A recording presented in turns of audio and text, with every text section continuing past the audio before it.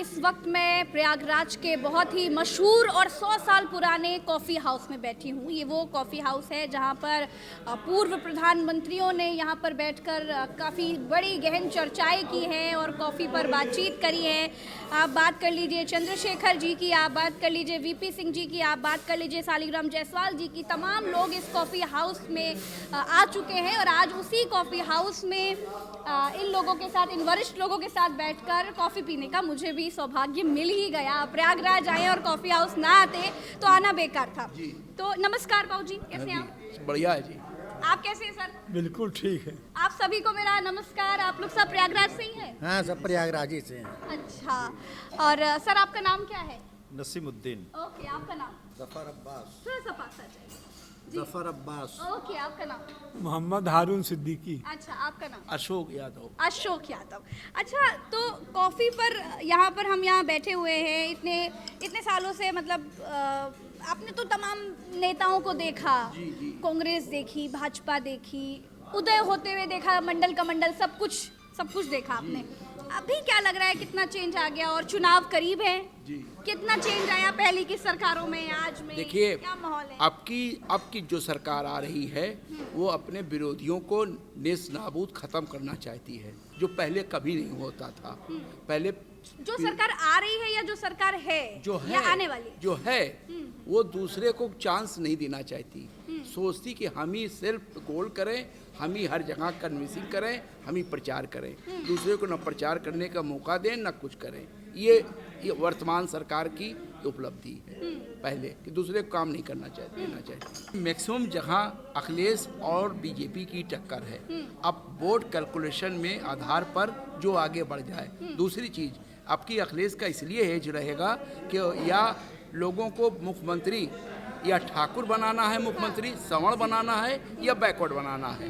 Backward बनाना है तो अखिलेश को बनाना है, सवर्ण बनाना है तो योगी को बनाना है। तो सवर्ण अब की बार जान गया है बैकवर्ड कि हमारे को मूर्ख नहीं बनना। क्यों नहीं बनना है कि आपने चुनाव लड़ा स्वामी के नाम पर, केसों के, और केसों को न दे करके आपने ठाकुर को दे दिया चीफ मिनिस्टर, जिसके कारण से हर पिछड़ी जात के लोग एकजुट होकर के अब की बार अखिलेश की सरकार को बनाने में लगे हुए। ये है। तो बाबूजी, आपको क्या लगता है कि क्या सरकार बदल रही है? हमें तो यकीन है पूरा। यकीन है पूरा? यकीन। अच्छा, एक सवाल, क्योंकि आप कांग्रेस से जुड़े रहे हैं, नेहरू जी से, वीपी सिंह से, तमाम बड़े नेताओं से, प्रधानमंत्रियों से, पूर्व प्रधानमंत्रियों से, जिनको हमने इतिहास में सिर्फ किताबों में पढ़ा है, लेकिन आप तो उनके साथ उठे बैठे हैं, जिए हैं, आप उनके साथ इलेक्शन कवर करते रहे हैं। अभी कहते हैं कि 70 साल में कांग्रेस ने देश को लूट लिया। अब लूट लिया। 70 साल में भारत की क्या आबादी थी? आप बताइए, 70 साल पहले जब भारत आज़ाद हुआ तो क्या आबादी थी और आज क्या आबादी है? क्या लूट लिया? सवाए मुल्क को तरक्की पे रखे, जितनी भी चीज़ें आप यहाँ जहाज़ देखिए, बड़े बड़े कॉलेज देखिए, ITI स्कूल देखिए, ये सब कांग्रेसी ने बनाया ना। अच्छा, जैसे जैसे आबादी बढ़ेगी, आमदनी बढ़ेगी, वैसे तरक्की होगी। जैसे टेक्नोलॉजी बढ़ेगी, जैसे तैसे विकास भी बढ़ता रहेगा। अब 70 साल पहले 70 साल पहले हिंदुस्तान की पोजीशन क्या थी, ये कोई नहीं याद करता। 30 करोड़ की आबादी थी, 34 करोड़ की आबादी थी, आज 130 करोड़ की आबादी का थी। तो 70 साल में कांग्रेस जितना कर सकती थी, कांग्रेस ने किया कुछ नहीं भी किया। लेकिन कांग्रेस भी बिल्कुल, चाहे राष्ट्रीय स्तर की बात कर ले, आज की कांग्रेस और पहले की कांग्रेस में जमीन आसमान का अंतर है। आज कांग्रेस खुद कमजोर है, अपने आप में कमजोर है। क्या कारण है बाबूजी? आप जैसे नेता नहीं रहे, यही कारण है क्या? आप उत्तर प्रदेश की बात ले लीजिए, प्रदेश अध्यक्ष हैं अजय लल्लू, उन्होंने उत्तर प्रदेश में कांग्रेस को मजबूत करने के लिए क्या किया बाबूजी? कुछ नहीं किया। क्या कर रहे हैं? कुछ भी नहीं कर रहे। अजय लल्लू यादव तो अपना एजिटेशन वगैरह कर रहे हैं, कई बार जेल जा चुके कहते हैं, उनके खिलाफ मुकदमा कायम हुआ है, एजिटेशन करते हैं। लेकिन ये कि कांग्रेस जो है आज से 60 साल पहले जो थी, और आज जो कांग्रेस में फर्क आ गया, इसकी वजह ये है कि मुसलमान और हरिजन, ये दो कौमें जो है कांग्रेस साथ ही कहते हैं, शुरू से कहते हैं, और ये दोनों अलग हो गए। बाबरी मस्जिद के एक्शन में कहते हैं कांग्रेस चली गई, कहते हैं कांग्रेस अलग हो गई, हरिजन चले गई, मायावती अलग चलेगी। अब कांग्रेस के पास कोई बेस वोट नहीं है। ब्राह्मण जो थे कहते हैं वो बीजेपी में चले गए कहते हैं। इसलिए कांग्रेस जो है फील्ड में कमज़ोर है। अच्छा, प्रियंका गांधी का अभी रुख क्या लग रहा है आपको? लोग कहते हैं प्रियंका गांधी इंदिरा गांधी जैसी राजनीति करेंगी। प्रियंका गांधी तो बड़ी मेहनत कर रही आपने है। तो देखा होगा इंदिरा गांधी जी की राजनीति का वो दौर। इंदिरा गांधी की राजनीति देखा, हमारे साथ सड़कों में घूमते दिखाते हैं, उस ज़माने में गाते हैं। तो वो यहाँ कुछ बादशाह में जब पंडित जी लड़के से गाते हैं तो आती थी, चुनाव में गाते हैं, हम लोग साथ काम करते थे। लेकिन ये है कि अब थोड़ा फ़र्क ये हो गया है कि क्या कांग्रेस वही तेज दिखाई देता है प्रियंका गांधी? कांग्रेस का बेस बहुत बिगड़ गया। और दूसरी चीज़ ये कि लोगों में अवेकनेस बहुत आ गई। पहले अवेकनेस आ गई, अवेकनेस आ गई। हाँ, हाँ। पढ़े लिखे हो गए, समझदार हो गए, हर चीज़ के साथ मीडिया आगे कहते हैं, मीडिया की वजह काफ़ी होने लगी। इसलिए कांग्रेस जो है प्रियंका गांधी तो क्या कहना चाह रहे हैं? पहले लोगों में अवेकनेस कम थी, इसीलिए कांग्रेस बार बार सत्ता में आ रही थी। अवेकनेस कम थी, इतना ज़्यादा कहते हैं कि इम्पोर्टेंस नहीं था, कहते हैं लोग, कहते हैं कि इतना एक्टिव नहीं थे। अब लोग बहुत एक्टिव हो गए। अच्छा देखिए, गरीब लोगों को राशन कांग्रेस की सरकार से मिलता चला आ रहा है, ठीक है, राशन मिल रहा है, तमाम सुविधाएं, तमाम योजनाएं, जनता टैक्स देती है और उससे सरकार के पास पैसा पहुंचता है और वो लोगों के लिए हित में काम करती है।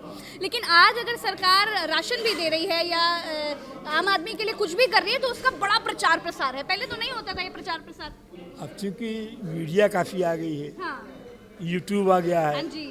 तो अब आप लोग हर जगह पहुंच जाते हैं, सब बातें पहुंच जाती हैं, कहते हैं पब्लिसिटी में इतना पैसा खर्च करिए बीजेपी। तो फिर आज के परिप्रेक्ष्य को देखते हुए जब आपको हर तरफ से भाजपा मजबूत लग रही है बाबूजी, तो फिर आप ऐसा क्यों कह रहे हैं कि भाजपा जाने वाली है या बदल महंगाई जाएगी? बहुत है। ये मुद्दे होते हैं चुनाव में, क्योंकि इस वक्त जब तक मैंने, क्योंकि आपके पास तो सर बहुत अनुभव है, उम्र है। महंगाई की हालत यह है कि किसी के यहाँ चूल्हा नहीं जलता है, किसी का सब्जी नहीं मिलती है, तेल नहीं मिलता है, 1000 का गैस हो गया, सिलेंडर हो गया। बिल्कुल ठीक बात है सर, मैं आपके मुद्दे से सहमत हूँ। लेकिन जब से मैं उतरी हूँ कवर करने के लिए आम आदमी को सर। जनरल टीवी जो है आपकी, ये मोदी टीवी हो गई है, जिसकी वजह से बड़ा नुकसान हो रहा है, कहते हैं इतना टेरर पैदा कर दिया है मोदी ने। टेरर पैदा कर टेरर पैदा किस कर बात दिया, यही कि कोई मीडिया वाला कहते हैं कि कोई खिलाफ बोले नहीं, कहते हैं बोले तो रेड हो जाएगा, जेल जाए, ईडी रेड हो जाएगा।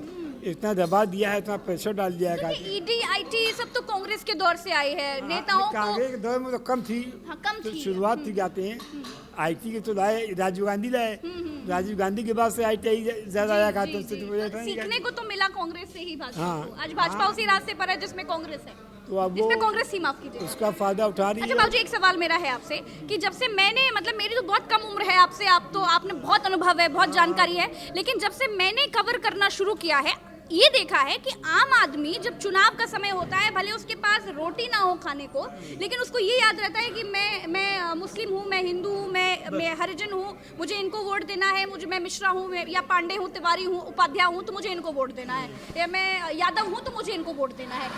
मुद्दे भटक जाते हैं, लगता है कि मुद्दों से सरकार को नुकसान होगा। मुद्दे से बहुत नुकसान हो रहा, कहते हैं मुद्दे बिल्कुल आ ही नहीं रहे, कहते हैं टीवी तो वैसी नहीं होती है। बहस क्या होती है कि उसका क्या बना दिया, कहते हैं बनारस में उसका पब्लिसिटी हो रहा, कहते हैं काशी कॉरिडोर। हाँ, काशी रोड। अब वहाँ पर जहाँ वो अकेले नहा रहे हैं, कहते हैं ठंडे में, कहते हैं उसकी पब्लिसिटी हो रही है। तो मीडिया भी कैसे दिखाती है, देखिए मीडिया भी दिखा रही है कैसे जल उठाया, कैसे धीमे धीमे चले और किस तरह से महिमा मंडन। हालांकि पत्रकारों का काम ये नहीं है, पत्रकारों का काम है सवाल करना। पत्रकारों का काम ये है कि अगर आपने काशी कॉरिडोर बनाया है तो काशी कॉरिडोर बनाते वक्त जिन लोगों की दुकानें हटा दी गई हैं या तोड़ दी गई हैं, उनके ऊपर क्या असर है, वो उनका कितना नुकसान है। न्यूज़ आने लगी है, जब से यूट्यूब एक्टिव हो गया है, हाँ। फेसबुक एक्टिव हो गया है, जी। तब से तो कुछ न्यूज़ आने लगी है। वरना जो मेन मीडिया है, हाँ। उसमें तो कुछ आते ही नहीं। अरे सर, उनको तो रतौंधी छा गई है, कोई बात नहीं। नमस्कार, कैसे हैं आप? 22 का माहौल आप अभी क्या देख पा रहे हैं, आपकी नज़र में क्या होने वाला है? 22 के माहौल की बात तो आप जो कुछ भी है अभी तो आ गए, लेकिन ये है कि ये लोग जो है वो हर तरीके से हारने के बाद जब देखते हैं कि कुछ नहीं है तो हर मामला हिंदू मुस्लिम करने की कोशिश करते हैं। कहीं भी बोलेंगे आप चीफ मिनिस्टर साहब तो उसमें कोई ना कोई एंगल ऐसा ले आएंगे जिसमें वो कम्युनल फीलिंग पैदा हो ताकि हमको मेजॉरिटी वोट मिल जाए। मेरा सवाल प्रश्न ये है कि मुसलमान इस देश के ख़िलाफ़ क्या कर रहा है कि इनको दिन रात, आप मुख्यमंत्री हैं तो हिंदुओं के भी हैं मुसलमानों के भी हैं, आप उनको गाली क्यों देते हैं? आखिर उसने क्या नुकसान देश का किया है या कर रहा है कुछ? और सबसे ज़्यादा मुसलमान ही रेवेन्यू ले आता है। फॉरेन एक्सचेंज जितना भी आता है उसमें मुसलमान लड़कों का, अगर ऐसे देखा सबसे बड़ी बात कि देश की आज़ादी में जितना शहीद हिंदू हुए हैं या कोई और जात के लोग हुए उतने मुसलमान भी हुए हैं देश में। वो दौर अलग था, वो उस वक्त हिंदू मुसलमान वो जैसा नहीं, कोई दौर वो नहीं बात था। आज भी मैं बता रहा हूँ, जितना रेवेन्यू फॉरेन एक्सचेंज का आता है उसमें 80% मुसलमानों का हिस्सा है, जिससे कि हमारी परचेजिंग पावर बढ़ती है। तो हम देश के भक्त हैं। और जो लोग पैसा ले करके यहाँ से भाग गए उसमें सब के सब गुजराती लोग हैं। आप देख लीजिए, चाहे वो चौकसी हो और चाहे मोदी हो और चाहे फलाने हो, सब के सब जो है, अब वो देशभक्त हैं और दूसरा आदमी जो देश के लिए काम कर रहा है। लेकिन आप लोगों इतने सालों की राजनीति देखी, आज का माहौल ऐसा हो गया कि हिंदुओं को मुसलमानों से डराओ, मुसलमानों को हिंदुओं से डराओ, दोनों तरफ वही खेल चल रहा है। ऐसा नहीं है कि एक ही तरफ चल रहा है, दोनों तरफ वही खेल चल रहा है। मुसलमान तो रिएक्ट भी नहीं कर रहा है। हरिद्वार में आप देख लीजिए, रायपुर में आप देख लीजिए, कहीं कोई रिएक्शन है? सिर्फ इतना प्रोटेस्ट हुआ है कि आप जो है वो उनके खिलाफ एक्शन लीजिए। ये हमारा राइट है, जुल्म को सहने के लिए ये तो हमारा राइट है कि हम ये कहें आप हमको 2 थप्पड़ मारेंगे तो हम ये, अगर हमारे डीएम हैं तो दोनों को अगर कंट्रोल, तो हमसे कहें कि साहब ये देखिए हमको 2 थप्पड़ मार रहे हैं, इनके खिलाफ एक्शन होना। क्या अंतर देखा है सर आपने अभी 2014 के बाद से देश की राजनीति में? सब काम इनके पास कुछ है नहीं। आप ये कहती हैं डेवलपमेंट वगैरह की बात जो कर रही हैं, मैं कमर्शियल आदमी था और मैं किसी पब्लिक सेक्टर में जोनल मैनेजर था। ये कहते हैं कि वो कोई डेवलपमेंट नहीं हुआ। ये 1 ईंट लगाते हैं अगर, तो पुरानी सरकारों को 5 गाली देते हैं तब लगाते हैं। आप ये मुझे बताइए कि सीमेंट कहाँ मिलता था हिंदुस्तान में, स्टील कहाँ मिलता था हिंदुस्तान में, रेलवे लाइनें कहाँ थी हिंदुस्तान में, किसने दिया है? हवाई जहाज़ किसने दिया? किसने आत्मनिर्भर बनाया? उसमें डिफेंस में किसने बनाया? तो ये सब किसने किया? मुझे याद है कि मैं सीमेंट इंडस्ट्री में था, सीमेंट कोटे से मिलता था। आज हमारे पास इतना है कि हम एक्सपोर्ट करते हैं। तो ये किसकी देना है? इन्होंने कोई फैक्ट्री नहीं लगाई बड़ी, कोई सिवाय बेचा, एयर इंडिया बेच दिया। ये एक क्या नाम है, ये BSNL था। BSNL ने सारा इंफ्रास्ट्रक्चर BSNL का है, उसको जियो को दे दिया और PO को दे दिया और किसको दे दिया, वो मौज कर रहे हैं। और जिसने बेचारे ने दिया उसके एम्प्लॉय जो है वो VRS लेकर के सड़क पर टहल रहे हैं और उनको अभी तक पैसा भी नहीं मिला है। तो ये खाली बेच करके, देखिए पहले ज़मींदार थे, ज़मींदारी जब ख़त्म हो गई तो उनके लड़कों ने क्या किया कि वो खेत बेच दिया, बाग बेच दिया, उससे मतलब खूब तो पैसा। आप ये कहना चाह रहे हैं कि बेचाबाची अब हो रही है, इन्होंने किया, लेकिन इस पर कोई नहीं बोलता। तो मुझे लग रहा है कि जब ये सरकार भी कभी जाएगी तो दूसरी सरकारें बोलेंगी, क्योंकि पिछली सरकारों की गलतियां तो नई सरकारें ही बताती हैं। जी 2007 में भावना से सरकार बदली, मायावती की आई। 2012 में फिर सरकार बदली, वो भी भावना से आई, अखिलेश की। और 2017 में भी आई सरकार सिर्फ भावना से, रिएक्शन के। तो 3 चुनाव हो गए भावना से, 2007, 2012, 2017। अब की जो चुनाव होने जा रहा 22, अब 2022 का जो चुनाव होगा वो फर्क पर होगा कि आपने किया क्या है, परफॉर्मेंस क्या दिया है, और तीसरी चीज़ कि आपने कितना नौकरी दिया, कितना जॉब दिया है, और इसके आधार पर अब की बार मुद्दों पर चुनाव चुनाव। अच्छा, एक चीज आपने 2007, 2012, 2017 की तो एक चीज और भी देखने को, एक फैक्ट ये भी है कि 2007 में मायावती जी की सरकार थी, पूर्ण बहुमत में आई। 2012 में अखिलेश जी की सरकार आई, पूर्ण बहुमत में आई। 2017 में योगी आदित्यनाथ जी की सरकार आई, पूर्ण बहुमत में आई। 22 की सरकार का देखा जाएगा, लेकिन इन सभी सरकार में मुख्यमंत्री बदले हैं। उत्तर प्रदेश में मुख्यमंत्री बदले हैं, रिपीट नहीं हुए हैं। क्या ऐसा कुछ, ये फैक्टर भी कहीं काम आ सकता है क्या? आप 7, 12, 17 उठा के देख लीजिए, लगातार मुख्यमंत्री बदले हैं। जब पूर्ण बहुमत से कोई मुख्यमंत्री आए हैं तो आधा अधूरा नहीं, पूर्ण बहुमत से आए हैं तो बदलते हुए आए हैं। देखिए, वो आपका कुछ सवाल हो सकता है, लेकिन जो ज़मीनी सवाल है, जो जनता के बीच सवाल है, सबकी ज़ुबान पर एक चीज़ है कि ऐसा आदमी मुख्यमंत्री और प्रधानमंत्री नहीं होना चाहिए जिसका परिवार न हो, परिवार की जिम्मेदारी न हो। क्योंकि उसको न एहसास होगा कि महंगाई कितनी है, न कुछ है। जो चाहे टैक्स लगाएगा, जो चाहे करेगा। और जो आज राशन इसकी बात कर रहे हैं, ये भीख है। यहाँ की जनता भीख मजबूरी है ले रही है, वरना भीख कोई अच्छी बात नहीं होती है। आदमी कमाना चाहता है, जॉब है नहीं। आज बताइए, हम लोग भी बचपन में थे, म्यूनसिपलिटी स्कूल सब जगह, अस्पताल थे, स्कूल था, वो था। आज क्या हालत है बताइए, क्या हालत है? तो अगर ये सोच लीजिए तो ये सरकार क्या कर रही है बड़े लोगों के लिए, बड़ा अस्पताल। अभी यहाँ पर कुंभ में या इस तरीके की रोडें बन रही हैं, स्मार्ट सिटी, कितने गरीब परेशान किए जा रहे हैं, ज़रा सा देखिए, है कोई उसके बारे में ख्याल करने वाला? तो इस तरीके की अगर सोच है तो बात ही दूसरी है। फिर बड़े लोगों को फायदा पहुंचाइए और नीचों को क्रश कीजिए, ये सरकार। तो बड़े लोगों को फायदा तो हर सरकार पहुंचाती है, क्योंकि सरकारों के चंदा देवक होते हैं भाई। अगर सरकारों को चंदा नहीं आएगा तो सरकारें इतने महंगे महंगे चुनाव कैसे लड़ेंगी? वो समय अलग था, नेहरू जी का दौर, वीपी सिंह जी का दौर, वो दौर अलग था जब पैसे नहीं लगा करते थे चुनाव जीतने के लिए, कोई भी चुनाव जीत जाया करते था। लेकिन आज समय बदल गया, सदैव आज भावना पैसा चाहिए होता है। भावना पर होती कोई काम नहीं करती। बहुजन समाज ने कोई काम नहीं किया था, सरकार में आ गई। अखिलेश ने कोई काम नहीं किया था, सरकार में आ गई। बीजेपी ने कोई काम नहीं किया था, सरकार में आ गई।